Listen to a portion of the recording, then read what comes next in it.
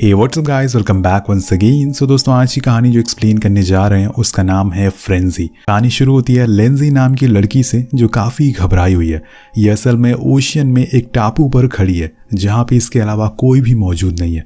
Actual में इसके साथ 6 लोग यहाँ पर आए थे, लेकिन अब ये सिर्फ अकेली बची हुई है। इसलिए वो खुद को रिकॉर्ड करते हुए कुछ बातें कहती है, जैसे कि वो अपनी सारे दोस्तों की मौत की जिम्मेदार है क्योंकि वही उन्हें यहाँ लेकर आई थी।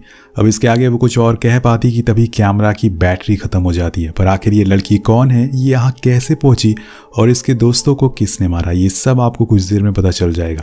तो इसके लिए हमें कहानी के फ्लैशबैक में जाना पड़ेगा, जहाँ पे हम कुछ यूट्यूबर की टीम को देखते हैं जिसकी हेड है लिंजी की बहन केज। ये सारे लोग केज के यूट्यूब चैनल के लिए काम करते हैं, ये एडवेंचर वीडियोस बनाते हैं। आज इनका प्लान है कि वो एक आइलैंड पर जाएंगे जहाँ भी इनसे पहले कोई भी नहीं गया था। हालांकि वहाँ जाना गवर्नमेंट ने बैन कर रखा है, लेकिन ये फिर भी वहाँ जाने के लिए तैयार है। इनकी मदद एक पायलट करेगा जो अपने प्लेन से उन्हें उस आइलैंड के करीब छोड़ देगा।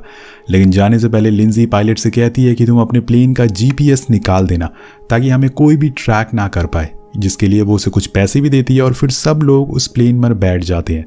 यहाँ से इनका ब्लॉग शुरू हो जाता है जो कि इनका कैमरा मैन रिकॉर्ड कर रहा था। अब सब लोग खुश थे क्योंकि इस वीडियो के बाद इन्हें काफ़ी पैसे मिलने वाले हैं। लेकिन जैसे जैसे ये प्लेन टापू के करीब जा रहा था, कुछ न कुछ टर्बुलेंस होती जा रही थी। आखिर में इनके प्लेन में एक विंग टूट जाती है, जिसे देखते ही देखते पूरा प्लेन समुंदर में क्रैश हो जाता है।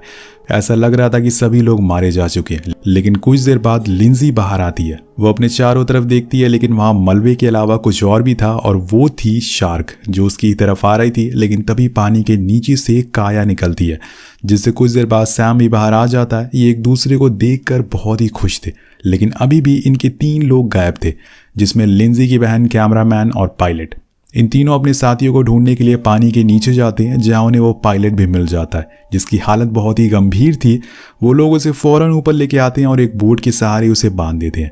पायलट बताता है कि अगर हमें यहाँ से बाहर जिंदा निकलना है तो हमें किसी की मदद चाहिए होगी, जिसके लिए तुम्हें नीचे जाना पड़ेगा और प्लेन की टेल ढूंढनी होगी जहाँ पे एक जीपीएस लगा है। तो जीपीएस को ऑन कर दो, तभी हमें कोई ढूंढ पाएगा। तो काया फौरन नीचे जाती है। कुछ देर बाद उसे प्लेन की टेल भी मिल जाती है, जिसे वो रस्सी बांधकर ऊपर लाने की कोशिश करती है, पर ला नहीं पाती और ऊपर आकर लिंजी को बताती है कि टेल 20 फीट नीचे है। लेकिन उसके अलावा भी मुझे कुछ और मिला है, और उसे एक लाइफ बोट मिली थी जिसे खोलते ही वो बोट बन जाती थी। पर तभी उनके नीचे से वो पायलट पानी के अंदर चला जाता है, क्योंकि अब उसके अंदर इतनी ताकत नहीं थी कि वो खुद को संभाल सके। वहीं ये लोग उस बोट के ऊपर बैठ जाते हैं, पर इन्हें सैम कहीं दिखाई नहीं दे रहा था। असल में ये लोग जिस जगह पे मौजूद है वहां से वो आइलैंड बहुत ही करीब होता है, तो सैम वहां से स्विम करके जाना चाह रहा था ताकि उसे वहां जाकर कोई हेल्प मिल सके। अब उसे ऐसा करता हुआ देखकर लिंजी उसे फौरन बोट पर आने को कहती है, लेकिन वो नहीं मानता और वो भी उसके पीछे जाने लगती है। लेकिन तभी हम देखते हैं कि शार्क की फैमिली सैम की तरफ बढ़ना शुरू कर देती है, जिसे लिंजी देख लेती है। वो उसे पीछे आने को कहती है, लेकिन तब तक वो बहुत ही करीब आ चुकी थी और सैम को अपना पहला शिकार बना लेती है। लिंजी खुद के सामने उसे मरते हुए देख रही थी, लेकिन वो कुछ भी कर नहीं पाती। लेकिन वो शार्क वहां रुकती नहीं, अब वो उसकी तरफ बढ़ रही थी, इसलिए लिंजी फौरन बोट के पास जाने लगती है। अब समय रहते ही वो उस पर चढ़ जाती है, वरना इसका भी सैम जैसी हालत होने वाली थी। इसी दौरान हमें फ्लैशबैक में पता चलता है कि सैम असल में लिंजी का बॉयफ्रेंड था। वो कुछ दिन पहले इनकी टीम से जुड़ा था और लिंजी के कहने पर ही वो यहाँ पर आया था, और आज उसकी वजह से ही वो मारा गया। यही सब सोचकर वो रोने लगती है और उसे खुद गिल्ट फील हो रहा था। लेकिन काया उसे सहारा देती है और खुद को एक सर्वाइवल एक्सपीरियंस के बारे में बताती है कि जब वो उसकी टीम एक मिशन पर गए थे तो वहाँ उनकी कार खराब हो गई थी, जिसके बाद वो डिजर्ट में तकरीबन 26 घंटे तक फंसी रही। वो अपने लॉकेट को दिखाते हुए कहती है कि ये मुझे याद दिलाता है कि मैं एक एक्स आर्मी गर्ल हूँ, और उसकी ये सारी बातें सुनकर लिंजी को थोड़ा हौसला मिलता है कि वो भी यहाँ से बाहर निकल सकती है। तो वो काया से कहती है कि हमें सबसे पहले उस आइलैंड तक जाना होगा ताकि वहां से कोई मदद मांग सके। लेकिन काया कहती है कि हमें उससे पहले नीचे जाना होगा ताकि जीपीएस को ऑन कर सके, क्या पता हमें कोई ट्रैक कर सके, वरना हम ऐसे ही बैठे रह जाएंगे। अब लिंजी को उसकी बात सही लगती है, तो वो दोनों अपना अपना डाइविंग सूट पहनने लगते हैं। पर इसी दौरान एक शार्क उनकी बोट को टक्कर मारती है, जिससे वो दोनों पानी में गिर जाते हैं। अब वो एक दूसरे से दूर हो चुके थे और इसी का फायदा शार्क उठा लेती है। वो सबसे पहले काया को पकड़ती है जिससे वो चिल्लाने लगती है और उसकी आवाज़ सुनकर लिंजी समझ जाती है कि नीचे से शार्क ने उसे पकड़ रखा है। वो उसके करीब जाने लगती है बचाने के लिए, लेकिन काया उसे बोट पर ही चढ़ने को कहती है क्योंकि अगर वो यहाँ पर आई तो मारी जाएगी। इसलिए वो बोट पर आ जाती है और वहीं काया को वो पानी में घसीटते हुए ले जाती है और पूरा ही जिंदा निकल जाती है। तो दोस्तों यहाँ पर आए थे 6 दोस्त, 6 लोग आए थे, लेकिन अब बचे हैं बस एक, वो है लिंजी। पर अब ये क्या करेगी? क्या ये भी मारी जाएगी या फिर ये जिंदा यहाँ से निकल पाएगी? अब अपने दोस्तों को खोने के बाद यहाँ लिंजी समझ जाती है कि उसे तो कुछ करना ही पड़ेगा, इसलिए वो नीचे जाने के लिए तैयार होती है, वरना वो भी मारी जाएगी। उसी दौरान उसे थोड़ी ही दूर पर एक बोट गुजरती हुई दिखती है। अब लिंजी उसे देखकर चिल्लाना शुरू करती है, लेकिन वो लोग उसे सुन नहीं पाते, इसलिए वो अपना डाइविंग सूट पहनकर नीचे जाने लगती है।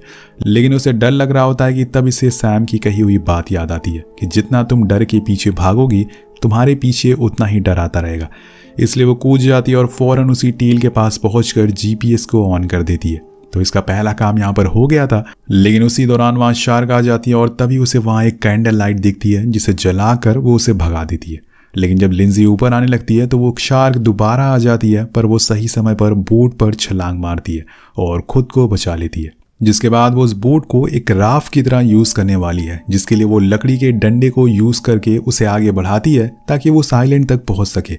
लेकिन तभी उसे दूर पानी में अपना कैमरामैन दिखाई देता है। वो भागते हुए उसके पास जाती है और उसे बचाने के लिए उसे बोट पर लाने की कोशिश करती है, लेकिन आज इसकी किस्मत अच्छी नहीं थी। शायद इसे खुद अकेले ही सरवाइव करना पड़ेगा। वो जैसे ही उसे ऊपर खींचती है, शार्क आकर उस कैमरामैन को अपने साथ ले जाती है और लिंजी के पास सिर्फ उसका कैमरा ही रह जाता है। वेल यहाँ वही सीन आता है जो हमने कहानी की इंट्रो में देखा था, जो कि अभी तक आपको समझ आ गया होगा कि आखिर ये लोग यहाँ तक कैसे पहुंचे, कैसे उसके सारे दोस्त मारे गए। लेकिन असली कहानी इसके बाद से शुरू होती है, जिसके लिए आपको ये वीडियो पूरी देखनी पड़ेगी। तो आगे बढ़ते हैं। लिंजी उस बोट को उस डंडे से आगे बढ़ाने लगती है, लेकिन इतनी आसानी से शार्क उसे वहां तक जाने नहीं दे सकती। वो बार बार उसकी बोट को टक्कर मारती है, जिससे बोट में छेद हो जाता है। उसकी सारी एयर खत्म हो जाती है। अब लिंजी चाह कर भी उसे आगे नहीं जा सकती। उसे पानी में कूदना ही पड़ेगा, लेकिन पानी में तो शार्क है। तभी उसे आइलैंड के पास एक राफ्ट दिखती है, जो असल में आर्मी मरीन ने वहां पर बांधी हुई थी, क्योंकि अगर कोई यहाँ पे फंस जाए तो इसका इस्तेमाल करके खुद को बचा सके। तो लिंजी को अब वहां तक पहुंचना पड़ेगा, लेकिन इन शार्क के बीच से जाना पड़ेगा और इसके अलावा उसके पास कोई और रास्ता नहीं है। वो उल्टी गिनती शुरू करती है और पानी में छलांग मारती है। उसकी आवाज से वहां तीनों शार्क आ जाती हैं, जो उसके हाथ को पकड़ लेती हैं, पर लेकिन सही समय पर लिंजी उन्हें चाकू मारकर उस राफ्ट पे चढ़ जाती है। उसके हाथ पे लगी चोट उसे बहुत ही दर्द दे रही थी और इसी दौरान उसे वहां पर एक बॉक्स मिलता है। ये फर्स्ट एड बॉक्स होता है और ये बॉक्स भी मरीन वालों ने यहाँ लगाया था, जिसके अंदर पानी की बोतल थी, एक फ्लेयर थी और एक रेडियो होता है। लिंजी सबसे पहले पानी पीती और फिर अपनी चोट पर पट्टी बांधती है और फिर रेडियो को बाहर निकाल कर किसी से कांटेक्ट करने की कोशिश करती है, पर ना जाने कितने दिनों से यहाँ पर रखा हुआ है, तो हो सकता है वो खराब भी हो गया हो। वेल कुछ नहीं कह सकते, लेकिन लिंजी को अब थोड़ी राहत मिलती है। वो उस बॉक्स में रखी फ्लेयर को चला देती है और मदद का इंतजार में बैठ जाती है। लेकिन दोस्तों तभी एक चमत्कार होता है। पानी में उसे अपनी बहन केज दिखाई देती है, जो अभी भी जिंदा थी। वो एक बोट के सहारे तैर रही थी। वो अपनी बहन को देखकर हैरान थी कि आखिर ये यहाँ तक कैसे पहुंची। एक तरफ वो खुश भी थी। केज उसे बताती है कि वो इस टापू के पिछले वाले साइड पर जाकर गिरी थी जब प्लेन क्रैश हुआ था। अब लिंजी पानी में एक रस्सी फेंकती है ताकि वो उसे पकड़ सके और ऊपर आ सके, क्योंकि उसके पैरों में चोट लगी हुई है, जिसमें से खून लगातार बहता हुआ जा रहा है और जिसकी स्मेल पानी में फैल रही है। और सही मौके पर वो उसे फ्री कर लेती है और अपनी बहन को ऊपर खींच लेती है। इसके बाद वो उसके घावों पर फर्स्ट एड लगाती है। तब लिंजी उसे कहती है कि मैं हमेशा से तुम्हारी जैसी बनना चाहती थी, इसी वजह से मैं यहाँ पर आई थी, लेकिन मैं ये नहीं कर पाई, मेरी वजह से सारे लोग मारे गए। तो केज उसे कहती है कि ऐसा कुछ नहीं है, सब लोग अपनी मर्जी से यहाँ पर आए थे, इसमें तुम्हारी कोई गलती नहीं है। उसी दौरान उसका रेडियो किसी से कनेक्ट हो जाता है। दरअसल ये वही लोग थे जो थोड़ी देर पहले यहाँ पर बोट से आए थे। उनकी आवाज सुनकर और उनकी मदद सुनकर वो उनके करीब आ रहे थे, पर लिंजी उनसे कहती है कि पानी में शार्क है तो उन्हें संभल कर यहाँ आना होगा। वो दोनों लोग प्लान बनाते हैं कि हम पहले इन शार्क को मारेंगे, जिसके बाद इन्हें बचा लेंगे। तो वो दोनों अपने साथ लाई बंदूक से हमला करने के लिए तैयार थे, पर तभी उनकी बोट को एक टक्कर लगती है, जिस वजह से एक साथी पानी में गिर जाता है, जिसे बचाने के लिए उसका दूसरा साथी पानी में हाथ डालता है, पर यहाँ वो शार्क छलांग मार के उसका एक हाथ ही खींच लेती है और बोट में एक और टक्कर लगती है और वो भी पानी में गिर जाता है। इसके बाद क्या होगा वो आपको पता चल ही गया होगा। अब ये सारी चीज़ें दूर बैठी दोनों बहनें देख रही थी और वो पूरी तरह से शॉक और डर जाती हैं। इनके पास अब यहाँ से भागने का एक ही रास्ता है और वो है दूर खड़ी बोट। लेकिन वहाँ तक पहुँचेंगे कैसे?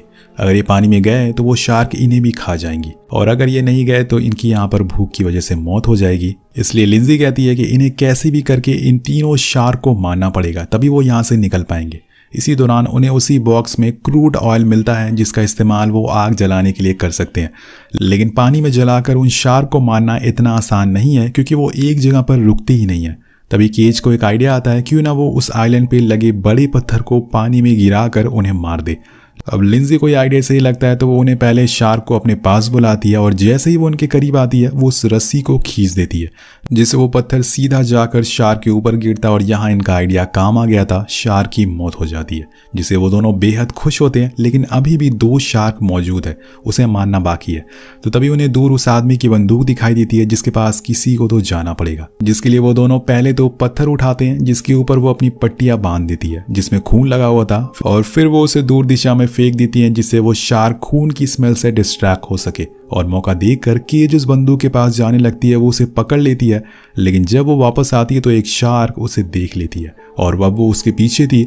जो लिंजी देख लेती है वो फौरन उसे ऊपर आने को कहती है, लेकिन जब तक केज बंदूक फेंकती एक शार्क उसे पकड़ लेती है। और यहाँ लिंजी अपनी बहन को बचाने के लिए पानी में चाकू लेके कूद जाती है।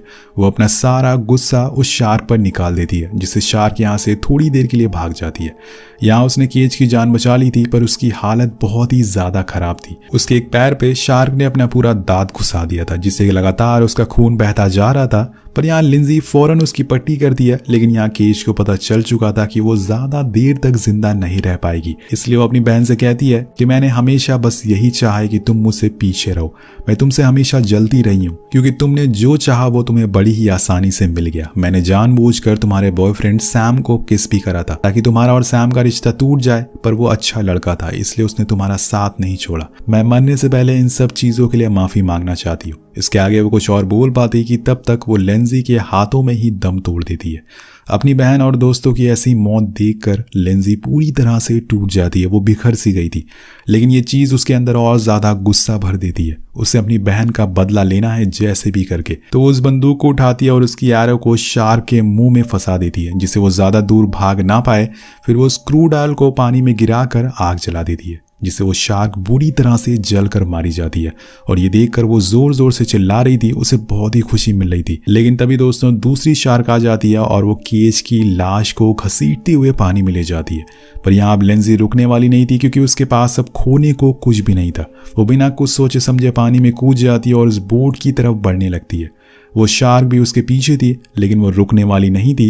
वो उस बोट तक पहुंच जाती है, लेकिन शार्क भी उसे मारे बिना तो यहाँ से नहीं जाने वाली। तो इनमें से सिर्फ एक ही बचने वाला है। और तभी लिंजी को एक आइडिया आता है। वो बोट पर एक गैस सिलेंडर देखती है, जिसके पीछे वो चाकू लगा देती है। और जैसे ही वो शार्क उस बोट के ऊपर छलांग मारती है उसे खाने के लिए, वो सिलेंडर की गैस को लीक कर देती है। प्रेशर की वजह से सिलेंडर सीधा शार्क की बॉडी को चीर कर उसके पार पार हो जाता है, और आखिरकार फाइनली वो शार्क मारी जाती है। जिससे कुछ देर बाद हम देखते हैं कि उसकी तरफ बहुत सी बोट आ रही थी उसकी मदद करने के लिए। मतलब थोड़ी देर पहले आ जाती तो शायद सबकी जान बच जाती है। वेल, इसके बाद सीन शिफ्ट होता है 6 महीने बाद। यहाँ लिंजी समुद्र किनारे एक वीडियो रिकॉर्ड कर रही है। वो बोलती है कि कुछ दिन पहले मैं और मेरी टीम एक एडवेंचर ट्रिप पर आए थे, लेकिन उस दिन हमारे साथ कुछ हादसा हो गया, जिससे कि उसने अपने सारे दोस्तों को खो दिया। जिन्होंने भी इस चैनल को बनाया था वो आप सभी से प्यार करते थे। उनके कामों को हम सभी लोग हमेशा याद रखेंगे, और मैं प्रॉमिस करती हूँ कि उनके कामों को मैं आगे बढ़ाऊंगी, और अब मैं कभी भी रुकने वाली नहीं हूँ। जिसके साथ ये कहानी यही खत्म हो जाती है। तो आपको ये सर्वाइवल स्टोरी देख कर क्या सीख मिलती है, नीचे कॉमेंट करके जरूर बताएगा। मिलते हैं आपसे अगली वीडियो में। Thank you so much watching. Peace out.